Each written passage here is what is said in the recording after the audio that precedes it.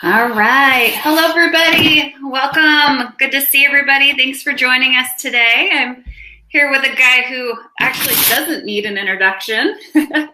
He's the leader in the fields of ancestral health, paleo nutrition, and integrative medicine, as well as being a New York Times bestseller and the creator of his website, chriskresser.com, which is in the top 25 of natural health websites in the world. So, Chris Kresser, wow, what have you been up to? That's a mouthful. Yeah. Well, thanks for having me, L.AC. My mission is to end chronic disease. So that's what I've been up to. Just a small thing, not much. I'm so happy to have you, and I look forward to chatting today, and as well as having you live at our conference in March. Looking forward to coming back for that.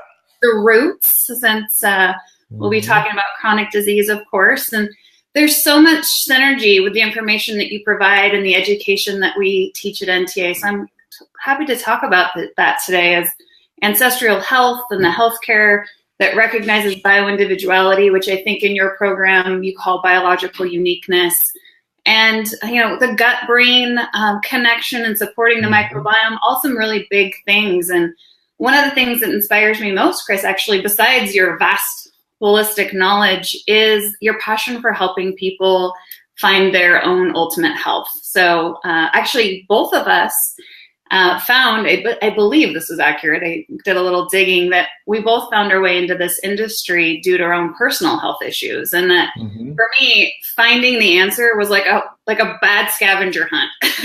There were not any good resources, and there was definitely no abundance of information. And it was a really rocky journey for me. And that led me to taking the NTA course. And, I kind of joke that it's my gateway drug into the holistic health community. But I'm assuming, Chris, that part of that journey for you is what led you to build the ADAPT Health Coach Training Program, and maybe it was born from that. So can you tell me a little bit about that program?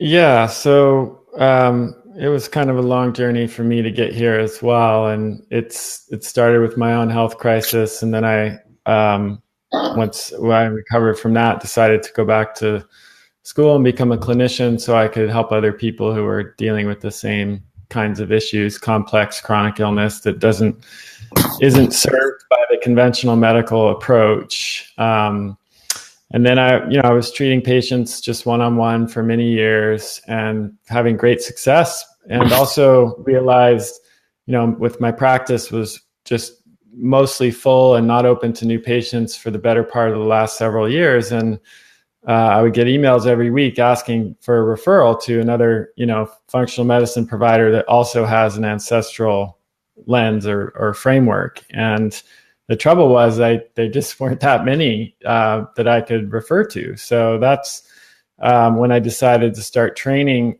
other clinicians in functional medicine and ancestral health. And that was the ADAPT Practitioner Training Program that started in 2016. And we've trained about 400 doctors and nurse practitioners, physician assistants, all kinds of licensed professionals in functional medicine over the past couple of years. And then in the last couple of years, I've started to get more involved in much bigger initiatives. By bigger, I mean efforts to scale this type of care up to a much larger level so that it can have an impact on the societal scale. One-on-one treatment is great, but obviously it's limited because not everyone currently can afford to see a functional medicine provider. It's not integrated into the insurance system. And, there are just some limitations to how far you can go with that. And so we started to do pilot programs with local fire departments like the Berkeley Fire Department. We started to be contacted by large corporations who want to create corporate wellness programs that include an ancestral and functional medicine type of perspective. We've talked to management consultants that are working with senior leadership at these big companies who are creating these programs, venture capitalists who are investing in this space. So there's a tremendous amount of movement. And what I quickly realized as we started to create these programs is that doctors were not enough. Like there never be enough doctors to, to scale these programs up. And we're already facing a shortage of 50,000 primary care providers by the year 2025. And that's predicted to get worse, not better. And doctors, as you know, L.AC, are not really trained in diet and lifestyle and behavior change. So they're not, even if we had enough, they wouldn't be the right people to run these corporate wellness initiatives and work with like local fire departments and even work with individuals one-on-one to change their diet and lifestyle. And so that's where it became really clear to me that we need to create a massive number of health coaches that can serve all of these new initiatives that are being created and can really help people do the most important work, which is change their diet and lifestyle. So this June, we're launching our first Adapt Health Coach training program. I'm really excited about it because I think it's one of the most important steps we can take to prevent and reverse chronic disease. That is exciting. I can tell you're up to big things. That's, and I love the vast numbers and really understanding that, one, we don't have enough practitioners to start with, and two, we're kind of in that fundamental level, really diving into the nutrition is such an important piece. So we talk about, bioindividuality as an integral component to both of our philosophies. Can you shed some light on why this is so crucial and how sometimes in working with clients that mainstream one-size-fits-all diet just really isn't the best approach? Sure. So, the assumption of the conventional medical model and even the way that research is designed, the randomized clinical controlled trial, the idea there is that, everyone who has the same disease should benefit from the same treatment. So if they study a drug, they compare it against a placebo and they don't change any other variable because the assumption is that everyone is more or less the same and therefore the treatment should work in the same way for different people. But one of the core principles of functional medicine and the differences between functional medicine and conventional medicine is in conventional medicine, they treat the disease, and in functional medicine, we treat the patient. And what that recognition comes out of the fact that people have, we're very similar as humans in certain ways, but we are also very different. We have different genes, different gene expression, different lifestyles, different goals, different health status, and we live in different places. All of those things determine what the right intervention is going to be for that person at any given point in time. So to use an example, if you have someone who's 60 pounds overweight and they're primarily sedentary, they work in an office job and they have type 2 diabetes, the diet and lifestyle intervention that I'm going to recommend for that person is going to be very different than if I'm working with an Olympic level athlete who's trying to, put on muscle and improve their performance for their next competition. So those differences are what really determine whether that intervention is going to be effective, but they haven't really been a part of the mainstream health conversation. The idea has always been, is a low-fat diet good? Is a low-carb diet good? Well, of course, as you know, L.AC, the answer is, I don't know. It depends. Who are you talking about? Right. Yeah. Well, actually, in a recent article that you wrote for us at NTA, you spoke about the ancestral perspective of diet. So it looks like, from what I dug into a little bit, the Adapt Health Coach training program also touches on that ancestral approach to diet, lifestyle, and behavior. Can you explain the importance of that approach to the health coach going through your program? Yeah, absolutely. All organisms, from the tiniest single-celled organism all the way up to human beings, are adapted to survive and thrive in a particular environment. And when you change that environment faster than the organism can adapt, a mismatch occurs. So we can use examples of this, like there are bacteria that have been found that live in hydrothermal vents very deep in the ocean. They're the only organisms that we know of that don't require sunlight. And yet, because of many, millions or even billions of years perhaps of evolution, they are able to survive in that extreme environment. But if you took those bacteria and drop them into a tide pool, they would die instantly because they're not adapted to live in that very dramatically different environment. Cats are another example. So cats are true carnivores in nature. They only eat animal products. They don't eat grains or anything like that. And most veterinarians now are onto this and are advising cat owners to feed their cats, meat, preferably raw meat diet. If you go into a pet food store, you'll see all the premium cat foods say, raw meat, cat food. And that's because their physiology, the way their digestive tract is designed, their whole physiology evolved in the context of just eating meat. So as human beings, we're obviously not bacteria, we're not cats, but in the same way, we evolved in a certain environment, and everything from our exposure to light and dark, how much physical activity we need, our patterns of social support, to the diet that will work for us comes out of that environment. And so there's this field of ancestral health or evolutionary biology is concerned with what is the natural way of living, basically, for human beings in their natural environment, and how has our modern environment shifted so that this mismatch has occurred. And that mismatch, I think research is pretty clear, that mismatch is what is primarily driving the chronic disease epidemic. And we know this by studying traditional hunter-gatherer populations that have maintained their traditional diet and lifestyle, and they don't have diabetes, they don't have heart disease, they don't tend to have dementia and Alzheimer's. And when they have access to emergency medical care, they live lifespans that are equivalent to our own, but they reach those ages without acquiring any of the diseases that characterize our old age and even our middle age. Right. So it's a very powerful lens that we can use to increase the effectiveness of all of our interventions. And that's why I'm so passionate about it. That's exciting. And one of the other things that I found interesting about the program is that you kind of interchange change agent synonymous with health coach. So tell me a little bit more about the detail of what a health coach does, what makes them a change agent, and why we need them more than ever now. Yeah, that's really important. So there was a study that just came out pretty recently, published in the journal Circulation, and it found that if people follow 5 basic healthcare healthy behaviors, they call them. So that would be maintaining a normal BMI, not drinking excessively, not smoking, getting the recommended amount of daily exercise and activity, and eating what they call a healthy diet. I'm putting that in quotation, air quotes, because that's a whole nother topic.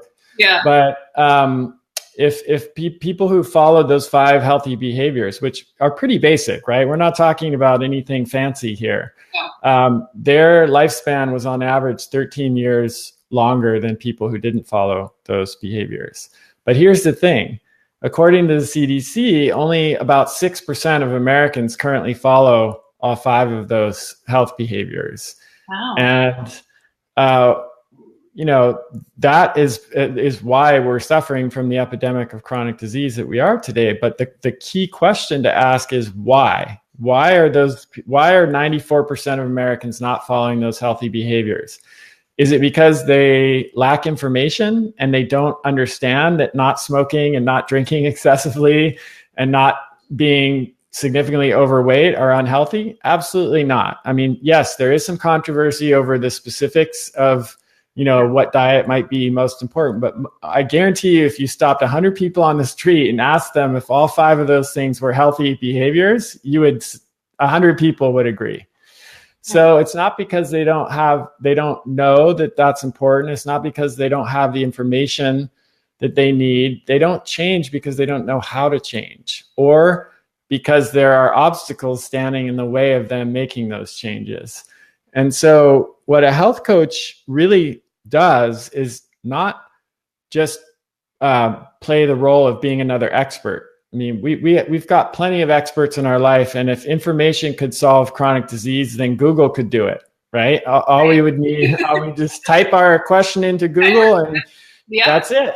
Yeah. But of course, that's not how it works. So a health coach helps people to discover their own motivation for change, and actually even discover their own strategies for change. A coach can help them identify their strengths, and which maybe they aren't use in other areas of their life, but can learn to apply more for their health goals.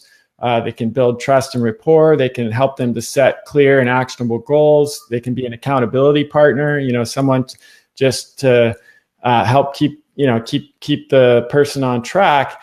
And all of these are what I call core coaching skills. So they're, you might call the soft skills, or the skills that don't really have anything to do with what you know, but how you are with your clients, and how you're able to support them and become what I call a change agent, or maybe a behavior change ninja is another phrase that I like to use. Behavior like that. Because that's what it's all about. We have to shift we have to make that 6% number a lot higher. And we're not going to do it by just continually telling people over and over again what to do. We've tried that for 50 years and it doesn't work. So why do we think it's going to work now all of a sudden? Yeah. So building that connection seems to be a really valuable piece. So tell me how you and the ADAPT coaches, how do you see this? I mean, we've touched on it a little bit, but how do you see this changing the future of medicine? Like if you had a magic wand and we fast forwarded, 20 years, what does this look like now? What's the landscape? Yeah, we can use a sort of hypothetical scenario. So let's say you go to the doctor and the doctor runs a full panel of tests for your annual checkup. So there's already a difference. You get a full panel, comprehensive panel of tests instead of, 5 tests. Bits and pieces. And your doctor is using functional ranges to interpret those tests, which means, they're looking not only at disease that's already occurred, but they're looking at trying to catch you earlier on that spectrum before you've developed that disease. So let's say the doctor says, "Oh, okay. Well, I noticed that your blood sugar now is in the what we call the pre-diabetic range. And the good news is we caught this early. And with the treatment that I'm going to suggest and the support that we're going to offer you, there's an excellent chance that we'll be able to reverse this back to normal blood sugar, and you'll never develop, type 2 diabetes at all. And so we're going to set you up with our health coach." Team of health coaches that we have here at the clinic, and they're going to come work with you directly on how to adopt a healthy diet. They'll help give you some meal plans and some recipe ideas. They'll even come to the store with you and do some shopping, and come to your house and do a pantry clean out, and they'll just be there every step of the way, to help give you the support you need to actually implement this diet. Because we know that if I just tell you eat a healthy diet as you're walking out the door, which is what we used to do, right, that's not going to work. And so we've got these health coaches now, and they're going to support you. We're also going to set you up with a trainer that we have a partnership with at the local gym here, and he's going to get you on an exercise routine and also help you reduce your sitting and stand and walk more so you can improve your physical activity. And then we've got this 8-week stress reduction program that our nurse practitioner here at the clinic runs. And it's done through video conference. So you can sign up and you'll be doing it with other patients from the clinic, and we'll work on sleep and stress management. We'll get you started with a meditation practice. And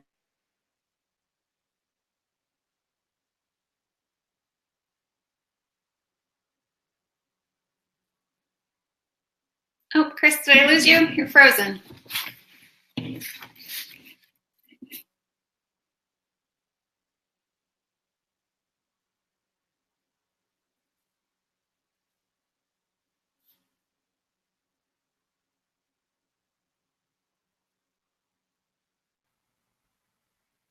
all right, are we back? Oh yeah, I lost you there for a second. Right. You were just at they were helping. Yeah, so the insurance companies realized a few years ago, which is today in this story, that it's better to spend a little bit more upfront and prevent a disease from occurring, because that's way more cost effective. For example, we know that if you did progress to type 2 diabetes, it would cost the insurance company $15,000 a year to treat you for the rest of your life. So if they spend even just $1,000 on health coaching and personal trainer and the stress management program and all this stuff, now they could save up to $500,000 over the course of your lifetime. So that's why they're covering all this. And so that's a future that might sound kind of pie in the sky and rosy, but the truth is there's actually nothing stopping that from happening. Economically, it's better for everyone. It's better for insurance companies. It's better for doctors. It's better for patients. The only thing that's holding us back from that is the political will to make that happen. And even that is now shifting. We're seeing so much more interest, even amongst conventional medical groups in health coaching, and just the growing recognition that, diet, lifestyle, and behavior change is the most important thing we can do to reverse the chronic disease epidemic. And again, even conventional organizations have know that it can't be doctors that are leading that charge. And so the CDC, the National Board of Medical Examiners, and a number of other Mayo Clinic, Cleveland Clinic, these fairly conventional organizations have already either come out and recommended health coaching or are already using health coaches, in their organizations to make these changes happen. That is actually super exciting. And I don't think it's pie in the sky. I think that's what we're up to. At NTA, our mission is to empower individuals, cultivate tribe, and heal the world. And that means we join arms with Chris Kresser and say, let's get more boots on the ground here and have more people speaking this language and having these conversations that actually transform people's health instead of just giving them, to your point, information that they're like, I get it from every direction, and it's a little inundating. So is there anything else you want to tell me about the Adapt Health Coach program, and how can our listeners get more information, or where do they find more? Yeah, so I think one of the biggest differences between our program and others out there is just our focus on practical application. I mentioned before the core coaching skills that are really important, like motivational interviewing and building trust and rapport and coaching the strengths, etc. And these are things that you can't learn just by reading a book or even watching a slideshow. You really have to practice. It's kind of like learning an instrument. You could read a book about playing the piano. You're not going to get very far if you're not actually putting your hands on the keys. And this was how I designed my practitioner program as well. I feel like a lot of the existing programs do a fantastic job, both with practitioner training and coach training, and getting the information out there. But in the same way that information isn't enough to change behavior for people who are trying to adopt a healthy diet, information isn't enough to change behavior for people who are trying to learn something new. And so we have a very experiential program that really emphasizes practical application to it. So there's skills practice, there's peer-to-peer coaching sessions right from the get-go. We have mentor and supervisor coaches that you meet with on a regular basis to ask questions and get feedback from. We have 25 practice sessions with real clients during the practicum, and actually a whole 6-month practicum that is exclusively designed for just practice and skill development and getting feedback from the mentor and supervisor coaches. So my goal is that when someone finishes this program, they're actually prepared to go out there and start coaching. It's not just, that they then have to kind of fumble through and figure out how to do it in the real world, but they're actually ready to go. So we are enrolling people now. I think enrollment closes on June 3rd. And they can go to kresser.co/coach to learn more about it and sign up. Wonderful. Well, you just heard how to get more information about the Adapt Health Coach program. And as we mentioned, Chris will be live. So buy your tickets for the 2019 annual conference in March in Portland, Oregon. Like I said, named Roots, as we're going to dive into the root of the problem and Thank you, Chris. I really greatly appreciate your time. Look forward to seeing you, L.AC. Yeah, see you next year at the NTA conference. Yeah, and I'm honestly most excited to watch what grows out of our two teams collaborating to heal the world. I think we're stuff, and there's more than enough not optimally healthy people that, if we can reach out. Rising tide lifts all boats. Absolutely. So thank you so much for your time. And all right, thank you, L.AC. Take care. Bye. All right, bye-bye.